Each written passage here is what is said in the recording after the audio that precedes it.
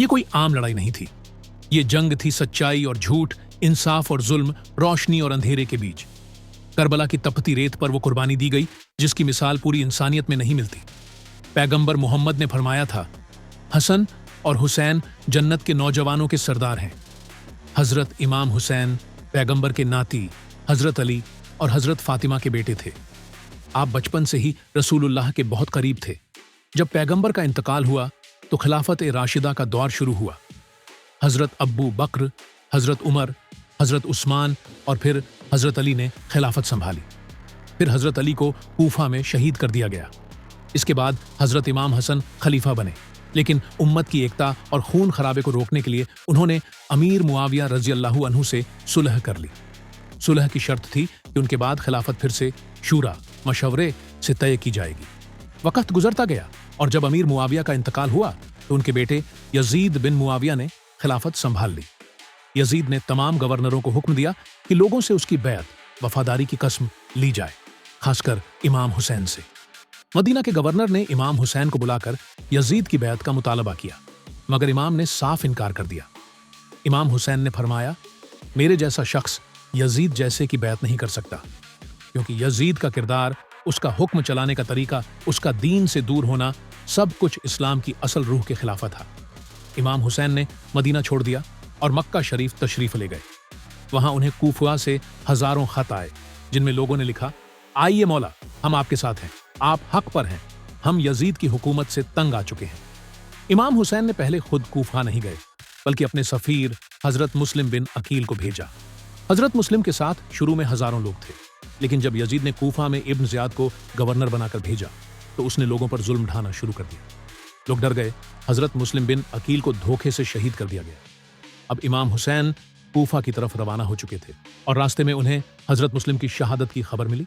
इमाम हुसैन अपने अहले बैत, बच्चों, खवातीन और 62 वफादार साथियों के साथ कूफा की तरफ बढ़ते रहे, यहां तक कि यजीदी लश्कर ने रास्ता रोक लिया। उन्हें करबला के मैदान में रोक दिया गया। ये 2 मुहर्रम 61 हिजरी का दिन था। यजीदी फौज ने इमाम हुसैन और उनके काफिले को पानी से महरूम कर दिया। फुरात नदी पास थी, लेकिन एक कतरा भी नहीं दिया गया। 3 दिन तक प्यास, भूख और तकलीफें रही।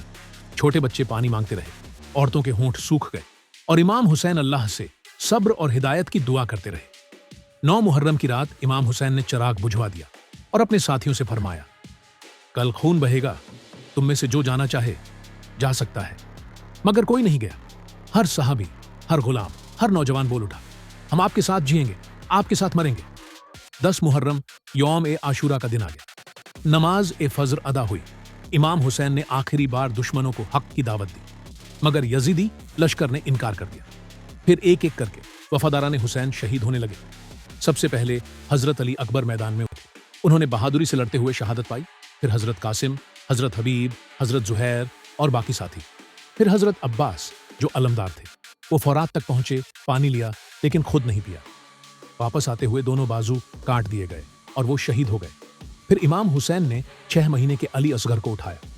यजीदी लश्कर से कहा, अगर मुझे कत्ल करना है तो कम से कम इस मासूम को पानी दे दो। लेकिन जवाब में तीर चलाया गया। हरमला के तीर ने बच्चे के गले से आर पार होकर दिल चीर दिया। इमाम हुसैन ने बच्चे के नन्हे लाशे को आसमान की तरफ उठाया और कहा, ऐ रब, गवाह रहना, मैंने तेरे लिए कुर्बानी दी है। आखिर में इमाम हुसैन खुद मैदान में उतरे, तन्हा, जख्मी, थके हुए, लेकिन ईमान से भरपूर। यजीदी फौज ने चारों तरफ से हमला किया और शिम्र ने इमाम का सर तन से जुदा कर दिया। सर को नेज़े पर ऊंचा किया गया। इमाम हुसैन के बाद खैमों को जला दिया गया। खवातीन और बच्चों को कैदी बनाया गया। हजरत ज़ैनब, इमाम की बहन, उन्होंने कैद होकर भी यजीद के दरबार में ऐसा खुतबा दिया कि जुल्म कांप उठा। उन्होंने फरमाया, हमने अल्लाह की राह में जान दी, लेकिन सच्चाई बाकी रहेगी। इमाम हुसैन का सर और अहले बैत को दमिश्क ले जाया गया, मगर यह काफिला ए करबला हमेशा के लिए इंसानियत, सब्र, कुर्बानी और इज्जत की पहचान बन गया।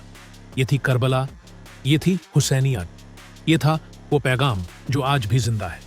जुल्म के आगे झुकना नहीं, हक के लिए खड़ा होना है, चाहे कितना भी बड़ा इम्तिहान हो। या हुसैन, आपने सर कटवा दिया, मगर जुल्म के सामने झुकने से इनकार कर दिया।